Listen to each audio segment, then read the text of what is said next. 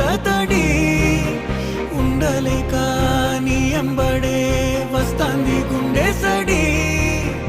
గురుదేవుడికా ఇంతటి శోకం వెలివేసినదా పాపపు లోకం